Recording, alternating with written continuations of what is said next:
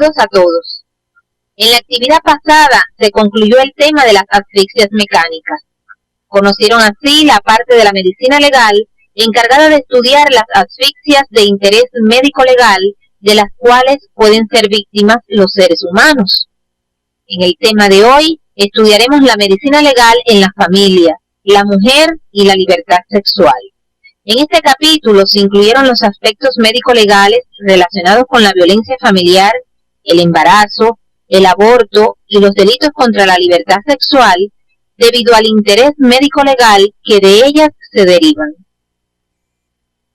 Como objetivos para la actividad orientadora de hoy nos proponemos interpretar los principales delitos sexuales y el procedimiento a seguir desde el punto de vista asistencial, ético y jurídico ante una víctima de delito sexual. Identificar los problemas médico-legales que pueden presentarse en el periodo obstétrico. Además, identificar las características de la violencia doméstica y los efectos que esta produce en el niño y en la mujer en función de la formación del médico integral comunitario. Para dar salida a los objetivos, estudiaremos los delitos contra la libertad sexual, el abuso lascivo, la pederastia con violencia o sodomía y la violación. De la violación, definición, variedades, violación con desfloración, anatomía del himen, variedades de himen. El examen físico de la presunta víctima y del victimario de un delito sexual, lesiones genitales, anales y extragenitales, importancia de la toma de muestras biológicas, aspectos éticos que rigen este examen. Diagnóstico médico-legal de embarazo, diagnóstico precoz, su importancia, la disimulación de embarazo y el parto, el aborto ilícito, conducta médico-legal. Violencia doméstica, síndrome del niño maltratado, síndrome de la mujer maltratada, todo en función de la formación del médico integral comunitario. Se puede decir que los delitos sexuales más frecuentemente encontrados en la práctica médico-legal son los actos lascivos, la violación, el estupro y la sodomía o pederastia con violencia.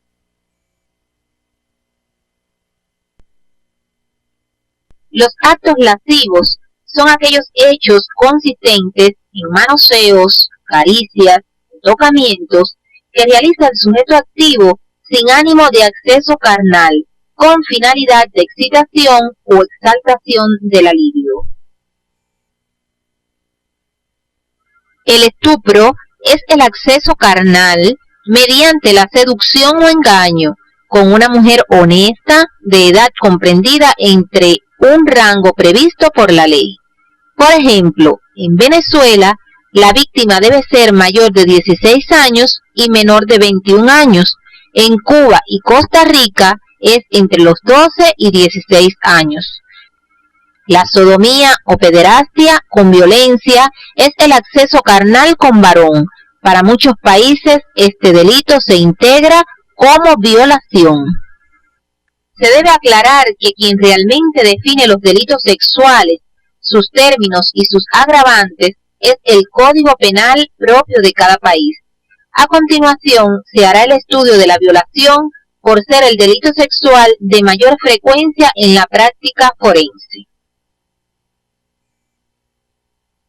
De forma general, se puede definir la violación como el acceso carnal, es decir, la penetración del pene en la cavidad vaginal o en el ano por medio de violencias o amenazas. Para que se integre el delito de violación, tiene que existir un sujeto activo que por tradición se considera el hombre como único posible, por ser el miembro viril el único capaz de llevar a cabo el acceso o penetración carnal en la víctima, y un sujeto pasivo. En Iberoamérica, la mayoría de las legislaciones consideran que tanto la mujer como el hombre pueden ser víctimas del delito de violación. Entre las excepciones están los códigos penales de Cuba, Guatemala y Perú, donde solo puede ser la mujer el sujeto pasivo, pues si fuera un hombre, entonces se integraría el delito de pederastia con violencia o sodomía. La violación se puede clasificar de acuerdo al método empleado por el agresor para vencer la voluntad de la víctima. Así que puede ser con violencia física o sin violencia física, pero en este último caso se emplean amenazas, violencia moral, etc. Para hacer el diagnóstico de la violación y fundamentar la denuncia de la víctima, es imprescindible la realización del examen médico.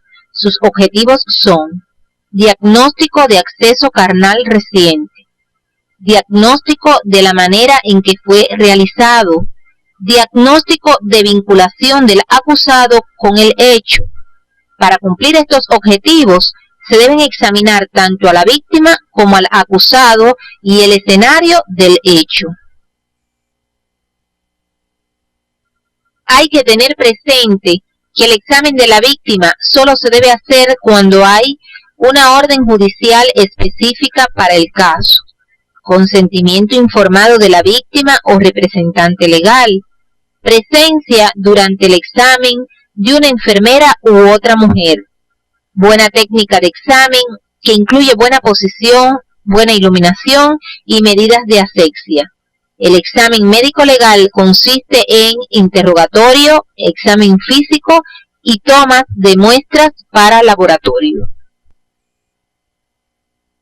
Al realizar el examen físico de la víctima y la posterior descripción de las lesiones, se debe dividir en 3 áreas dicho examen. Así están: el área genital, para el examen de los genitales y el ano; el área paragenital, que incluye el tercio inferior de la pared anterior del abdomen, el periné, la región glútea y la cara interna de los muslos, así como el área extragenital, para examinar el resto del cuerpo. En el examen del área genital hay que precisar tipo y características del himen, si tiene desgarros recientes o antiguos. En la región anal si hay equimosis, desgarros, sangramientos. Las lesiones u otros detalles encontrados, tanto en el himen como en el ano, se deben localizar siguiendo el símil de la esfera del reloj. Además, hay que recoger muestras de contenido vaginal y anal en busca de espermatozoides, así como de pelos, con el objetivo de identificar el agresor. Durante el examen de la mujer, se pueden observar los desgarros recientes del himen e incluso determinar la data de ocurrido el hecho. Así, cuando la agresión es de solo horas, los bordes del desgarro en el himen sangran sin tocarlos. Cuando han transcurrido 1 o 2 días de la agresión, los bordes del desgarro sangran si se les toca. Ejemplo, en la figura A, se observa un desgarro reciente de solo unas horas, localizado a las 5 en el símil de la esfera del reloj. En la figura B, se observan desgarros recientes de 1 o 2 días, localizado a las 7 en el símil de la esfera del reloj. En la violación se plantean problemas médicos legales como realizar el diagnóstico cuando la víctima es una mujer adulta con desfloración antigua, pues los signos por los cuales nos guiamos son de escaso valor. Una situación similar puede darse en casos de una mujer con himen muy elástico, llamado himen complaciente, o cuando tiene escotadura, pues también dejan signos de escaso valor diagnóstico. También se crean problemas médico-legales cuando el autor no es habido y cuando la muestra vaginal o anal es negativa a espermatozoides. Todos estos aspectos de la violación los debes profundizar en la bibliografía que se encuentra en tu CD de estudiante, siguiendo las recomendaciones de la guía didáctica y la ayuda de tu profesor.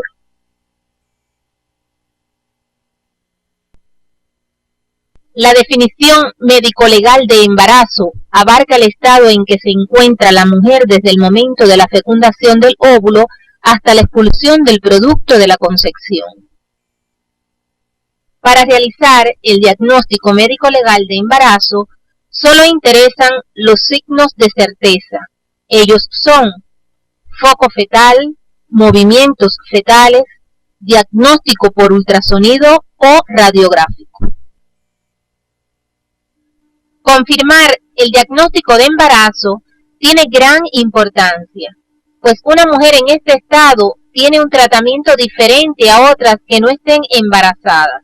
Por ejemplo, en materia de responsabilidad penal, puede ser un atenuante para la mujer o un agravante para el agresor.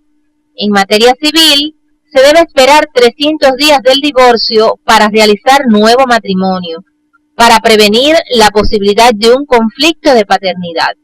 En lo laboral, la ley protege a la mujer trabajadora en su maternidad. Se debe tener presente que estas acciones dependen siempre de las legislaciones propias de cada país. Los principales problemas médico-legales asociados al embarazo están dados por errores de diagnóstico. Por ejemplo, cuando se interpreta como embarazo un tumor productor de gonadotropinas o cuando se aclara un caso de muerte sospechosa al realizar el diagnóstico de embarazo ectópico. El nuevo matrimonio en mujer divorciada, las simulaciones de embarazo para atribuirlo a otra persona en busca de herencias, creándose un conflicto de paternidad, y las disimulaciones de embarazo, que es cuando se trata de esconder dicho embarazo. La definición médico-legal del parto está dada por la expulsión o la extracción del feto a término o viable por vías naturales.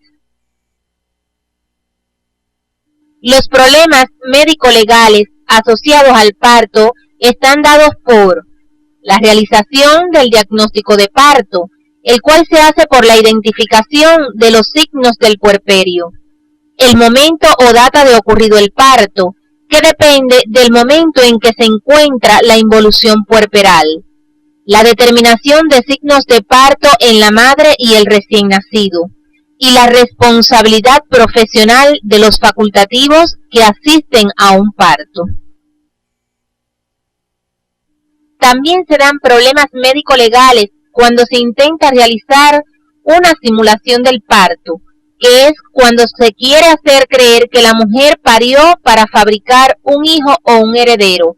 El examen físico negativo de la presunta madre es concluyente para negar esta posibilidad. La disimulación del parto se presenta generalmente cuando se intenta evitar la responsabilidad penal de un homicidio del recién nacido o infanticidio. En estos casos hay que realizar un examen físico detallado de la presunta madre en busca de los signos puerperales de parto reciente. El aborto, desde el punto de vista médico-legal, es la muerte intencional del producto de la concepción provocado en cualquier momento del embarazo con expulsión o no del mismo. El aborto se puede clasificar como espontáneo, debido a causas maternas o a causas ovulares, provocado, que puede ser lícito cuando se realiza cumpliendo con la legislación del país, o ilícito cuando se hace fuera de las regulaciones legales que para tal efecto tiene cada país. Se puede clasificar los métodos o procedimientos abortivos como sistémicos o locales. Los agentes sistémicos son químicos, ejemplo, cáusticos, laxantes, oxitóxicos, hormonas, fármacos, prostaglandinas, aceites de tuya y de ruda, físicos como son baños y duchas calientes, ejercicios severos, electricidad, rayos X. Los agentes locales actúan por efectos mecánicos sobre la vagina y el orificio exterior del cuello uterino como es la cauterización, sobre el canal cervical, como los dilatadores y la raíz de laminarias, sobre el huevo intraútero, como curetajes, legras y vacuum. Para realizar el diagnóstico médico-legal de aborto se debe examinar la presunta madre para verificar signos de embarazo reciente y signos de evacuación reciente, el producto de la concepción para determinar signos de maceración, los cuales indican que el feto murió intraútero y permaneció así varios días dentro del saco amniótico. Además, malformaciones congénitas que expliquen posible causa de muerte, edad aproximada, el lugar del hecho, en busca de restos placentarios, manchas de líquido amniótico, fragmentos de tejidos ovulares o fetales, instrumentos ginecológicos, medicamentos, etc. Los problemas médico-legales más frecuentes en caso de aborto son el diagnóstico de aborto y de la edad en el producto de la concepción, el tiempo de gestación de la presunta madre, así como el diagnóstico de embarazo y de expulsión reciente en la presunta madre, la fecha de las maniobras abortivas. Además, determinar quién es el presunto autor, si fue un médico, si fue provocado por la embarazada, si el aborto fue a consecuencia de un trauma recibido por la embarazada, si muere la embarazada, determinar si fue por el aborto.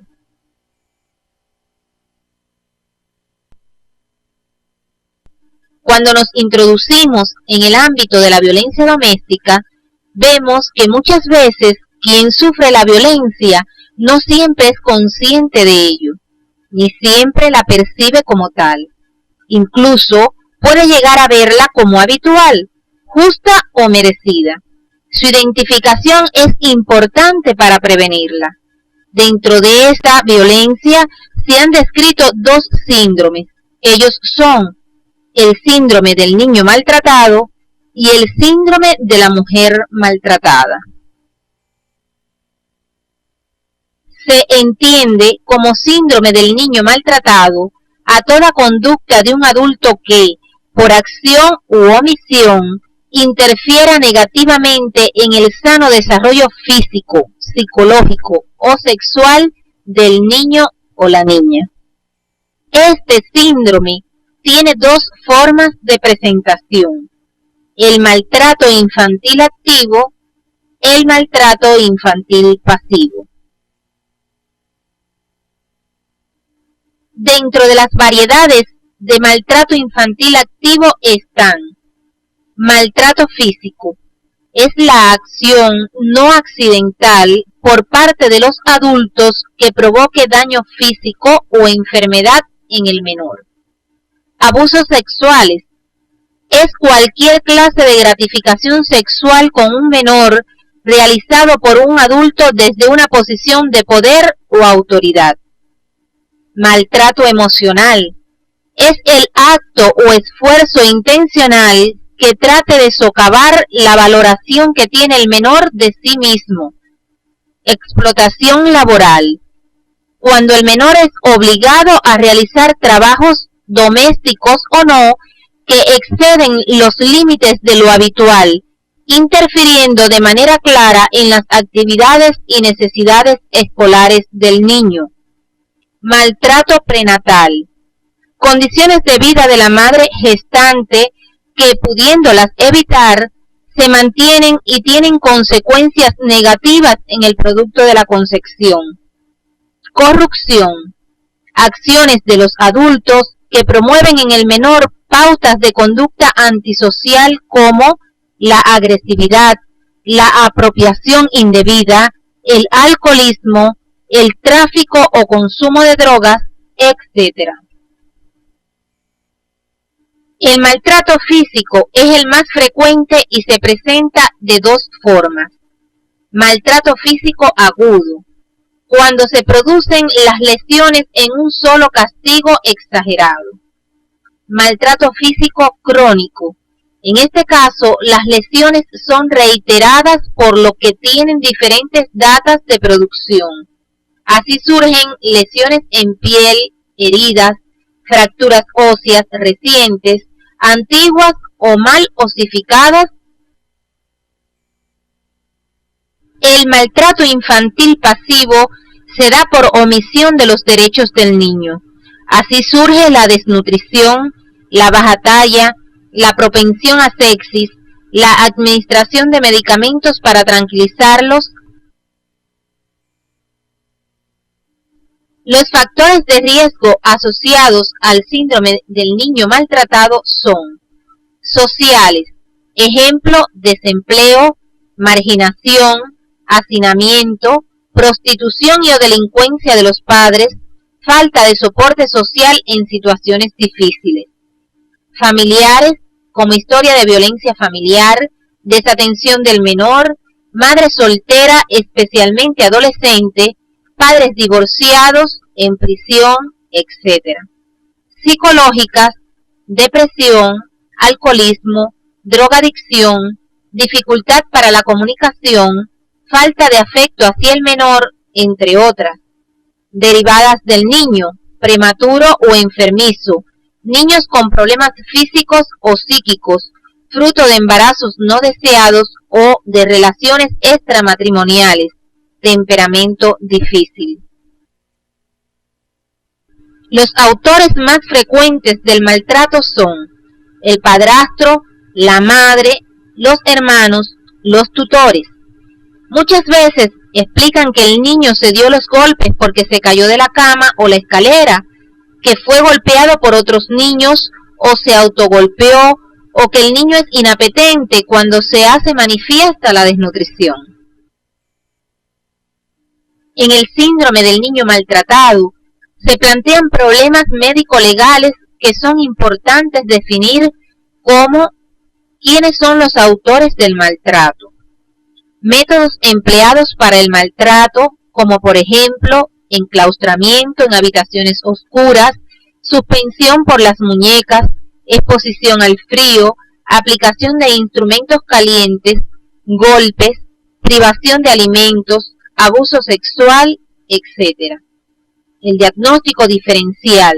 Es importante realizarlo para distinguir este síndrome de procesos patológicos que puedan padecer el niño o la niña.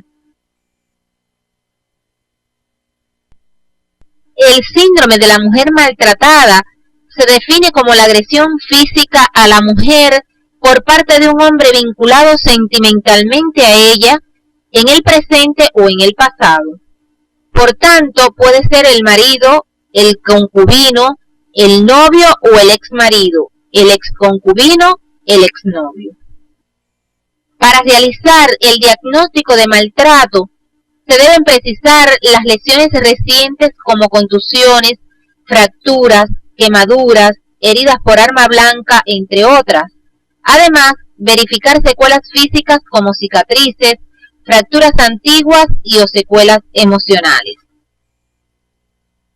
Los problemas médico-legales que se plantean en el síndrome de la mujer maltratada son verificar las lesiones y correlacionarlas con la historia contada, precisar el posible agente que produjo las lesiones, diferenciar la agresión de la autolesión, precisar las lesiones incapacitantes. Además, se debe tener presente que estos casos pueden llevar a una escalada de violencia que llegue hasta el homicidio.